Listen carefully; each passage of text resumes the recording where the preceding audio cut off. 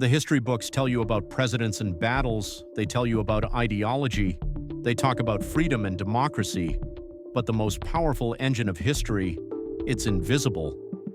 History doesn't move through ideology, it moves through infrastructure. In the next few minutes, I'm going to show you how 3 generations of one family became the perfect expression of this invisible engine, and why you can't understand any modern war in the Middle East without seeing this. Because every time this engine moves, it doesn't just redraw borders in the desert, it changes prices at your gas station, it shifts currencies, it decides which country rises and which one falls. This isn't just a story about 3 men, it's about a dynasty whose trajectory mirrored the rise of the American empire's energy demands. The Bushes, 3 generations. One unbroken, decades-long strategic mandate that has dictated the flow of power, resources, and policy across the globe. Most people see the Bushes as politicians, a father, a son, a governor. They see elections, speeches, and policy. That's the myth. That's the tidy surface story that the evening news runs with. We're trained to think of political events in isolation. The kinetic events of 1991, the action in 2003. They feel disconnected. This wasn't chaos, it was continuity. The truth, seen through the financial lens, is the opposite of accidental involvement. The US has been structuring its presence there since the mid-20th century.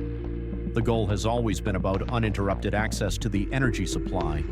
You must look at history not as a series of random political crises, but as the repeated enforcement of an economic and logistical mandate.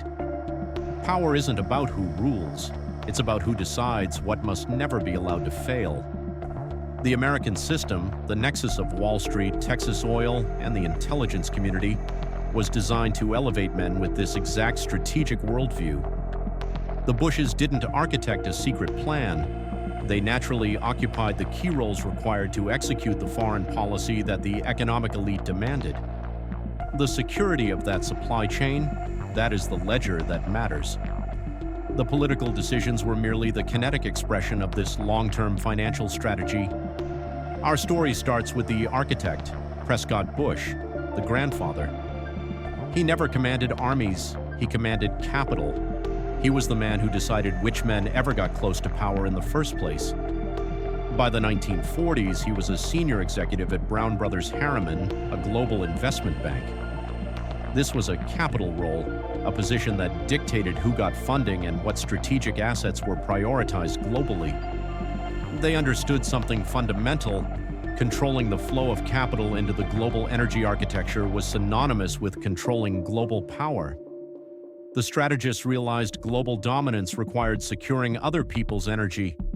This was the moment the strategic commitment to the Persian Gulf was born, not in the halls of state, but in the projections of Wall Street analysts working closely with the American oil majors. Prescott Bush sat at the nexus of this power. His true expertise lay in connecting the abstract financial power of New York with the concrete, resource-driven wealth of the Texas fields. He focused on pipelines and promissory notes.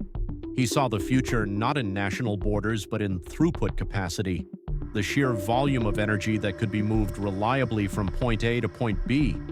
This required massive long-term credit.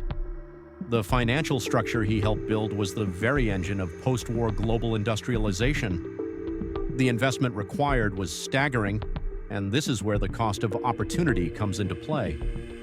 Investors demanded guarantees before sinking billions into vulnerable regions.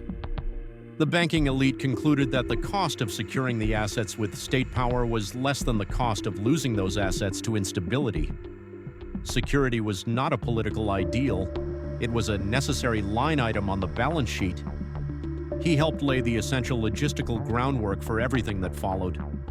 The pipelines, the tankers, the refineries, these structures required immense investment, and that investment needed a security guarantee from the state, forging the early alliance with the emerging military-industrial complex. This arrangement wasn't corrupt, it was simply structural. It became the defining feature of American global power. Put simply, Prescott's world turned oil from a commodity into the backbone of American power. This financial logic, this mandate for security through investment, is the true inheritance the next 2 generations received. And the man who would inherit that invisible architecture?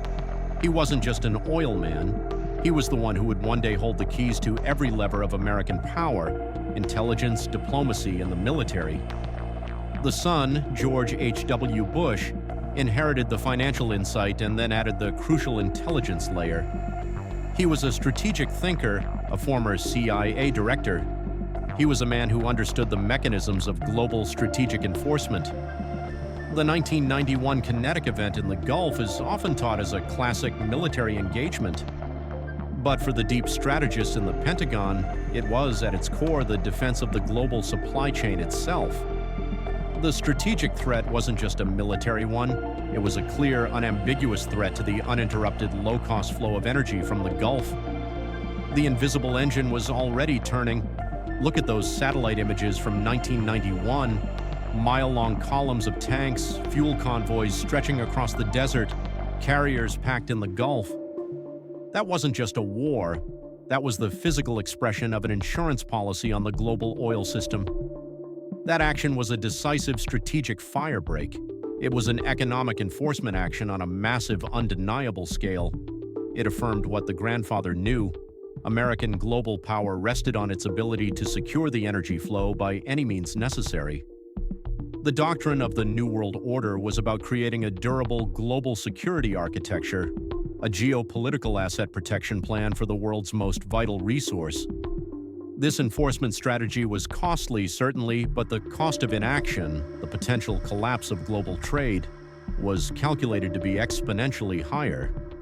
The 1991 action wasn't just about winning a border dispute. It was about reestablishing the doctrine of flow, sending a signal to every capital market that the U.S. would underwrite the system. And then, the third act, George W. Bush. The 9/11 kinetic event provided the terrible catalyst, and then the system demanded something bigger. 1991 was enforcement. 2003 was surgery. One was about pushing a threat back. The other was about tearing up the wiring of the region and installing a new system. The action in 2003 wasn't simply a repeat of the 1991 event. It was a strategic re-engineering. The scale and logistical cost of that campaign were immense.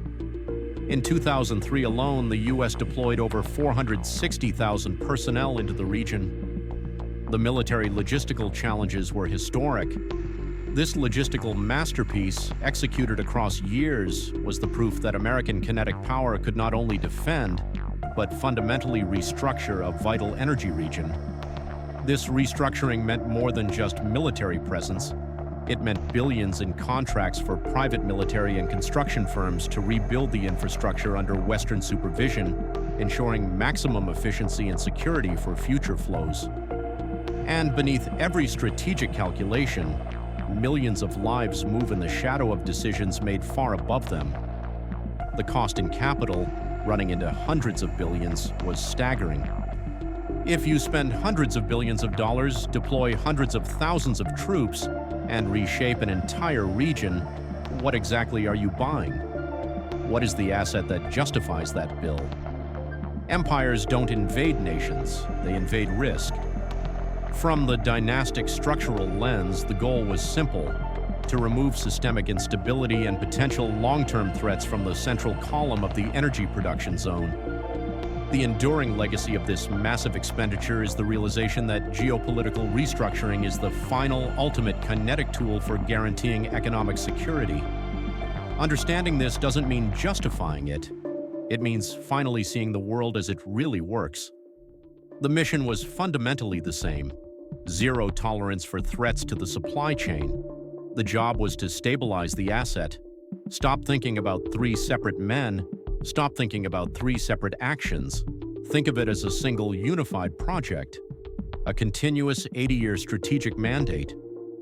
The grandfather built the initial capital structure and provided the financial logic. The father enforced the logistical strategy and provided the protective doctrine. And the son executed the final kinetic enforcement and the massive capital expenditure. Empires are not defined by territory. They're defined by the systems they cannot afford to lose. The Bush dynasty, an unbroken line from 1940s banking to the sands of the Middle East, never fundamentally changed its mission: the uninterrupted, secure flow of the global crude oil supply. It's not a secret cabal, it's simply a business plan, a strategic imperative executed over 3 generations because the American economic structure required it. The most important levers of history are rarely visible, they're rarely political, they're simply the money. The wars were visible, the system they protected never was. Because securing the oil wasn't just about fuel, it was about locking in who gets to issue the currency the world must use, who gets to price the future, who gets to survive every crisis. That invisible engine, this is what it really looks like. Tankers crossing the Strait of Hormuz, satellites watching pipelines from space, dollars circulating through every capital, all of it tied to the same silent equation. And every time you fill your car, every time a currency rises or falls, you're feeling the shockwaves of decisions made decades ago. The entire reason the U.S. committed this energy, capital, and blood to the Gulf region was to enforce the system that began to solidify in 1973 with the U.S.-Saudi agreement, a structure later reinforced by the Carter Doctrine. That system is the mechanism of global dollar recycling, where every barrel of crude sold requires dollars. This currency loop creates artificial demand for the U.S. dollar, allowing Washington to finance deficits and maintain global liquidity in a way no other currency can. This economic privilege is the true geopolitical prize. The maintenance of this system became the single most important foreign policy task, linking the value of the dollar directly to the stability of the Persian Gulf. So when you strip away the flags, the speeches, the moral language, what remains is brutally simple: control the oil, and you control the demand for your currency. Control the demand for your currency, and you control the global game. That, gentlemen, is the petrodollar, and it's a story far more crucial than you realize. You can watch that breakdown right here. Follow the oil, and you follow the power. Follow the currency, and you follow the empire. In geopolitics, nothing is accidental and nothing is free.